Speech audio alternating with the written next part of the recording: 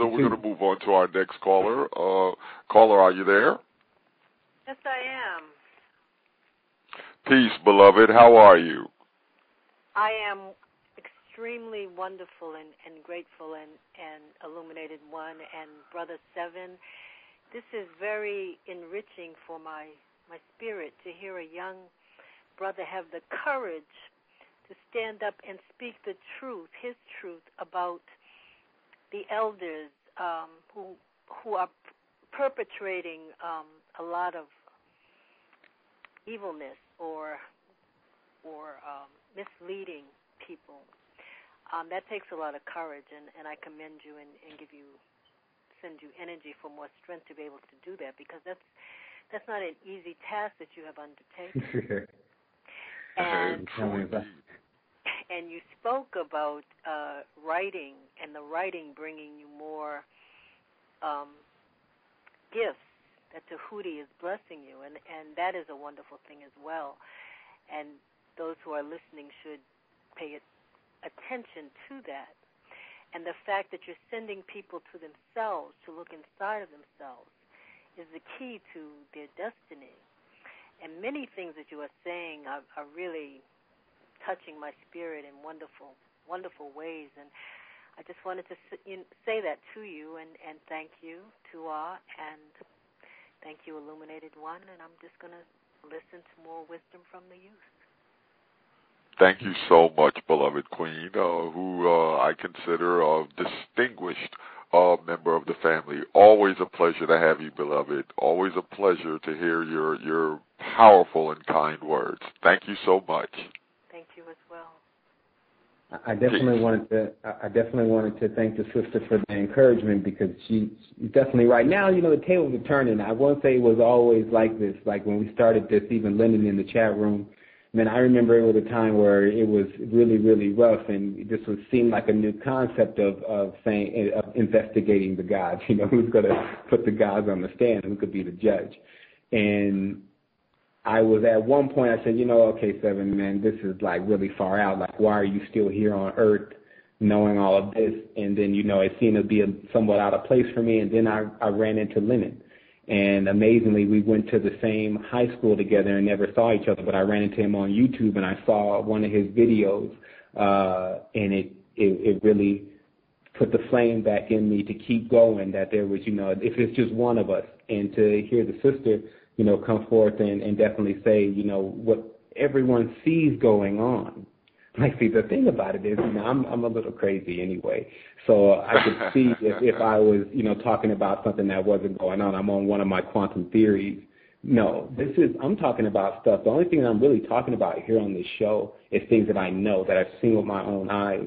And that's all I always say. It's different when you're talking to a person that knows. Like, I can tell immediately when I'm talking to someone who's had the quantum paranormal experiences and multiple paranormal experiences, then it's kind of like even a certain look they have in their eyes.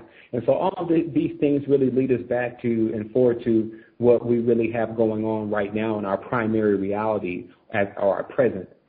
And so what I realized was, and that's really what's been going on with inside me, and I definitely believe is one of the reasons why we've connected, because you see how we connected. We just all of a sudden you knew about me, we connected, we seen it the same way, and the next minute we were on the show, and then things are still unfolding like they are now very rapidly. And I really wanted to say to the communities that are out there, African American communities, even Caucasian communities, because the bloodlines are now so mixed up. And that's why we have to let go of things. And I always said this because a lot of people are scared of this retribution that's supposed to hit them if they deny the God at the last moment. And all I would say to people is like, okay, because that's the fear. But let's just say that the God did show up that you believe in. I would just be like, look, it got so crazy in the end. Everyone was saying they were you. And I knew that I had to do something else, because I can't follow a group of individuals that I know and I feel personally are going in the wrong direction. And if I'm somehow in the wrong because of that, then I'm willing to accept it. It's almost like, what they say, you're manning up, or as they say, to the actual the scenario that's going on. But like I said, there's no limit to the individuals that you see in these communities that practice this type of magic that seem to, it's just the darker sides of the Orisha religions. And they peddled this as if there was a way to transfer money for spirit. And it always says, woe to the person who gets involved in things like that. And you should always address the individual. Like today, I did happen to sit, because normally I won't listen to individuals that I know that are carrying the negative vibration from a level of magic, because that is how they enter one's fold. Like I noticed that most individuals are hooked to these individuals now because of their voice and the entity that's speaking through them. And I want to get into definitely that a little bit later on in the show about how for this particular being that these individuals are worshiping, it needs a host, it needs a vessel to actually come into in order to manifest itself in 3D. And so it's used out of these individuals as portals and vessels to bring forth its message of just deception. The deception is going to come very heavy at this point, and that's why it's easy just to detach from everything, because you don't, like I say,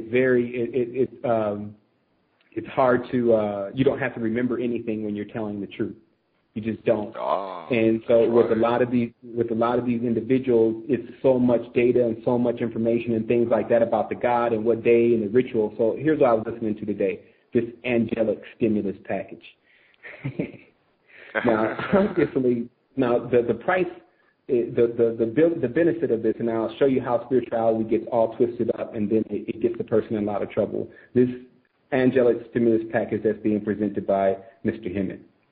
$2,500 the person's supposed to receive from some unknown location, some unknown destination, and then they get $150 worth of pictures for only $50. But this $2,500, now 25 is the number of ISIS. So I've already talked about this same type of belief within this individual and this cult that they're involved in. And then from there, what is this genie in the bottle effect that people keep thinking that real spirituality has something to do with? Like, you can't say, okay, I'm going to genie this thing. Actually, you might as well go to Vegas. Because if you say that you're going to give $50 and you're going to get $2,500 back, it's the game, and that's the game that these beings love to play, because the Most High has nothing to do with this type of stuff. And that's what I started to really tap into. When you take away the filters, again, stop seeing your focal point or the high being as a man, a woman, a bird, a fish, a dog-headed snake, dragon creature.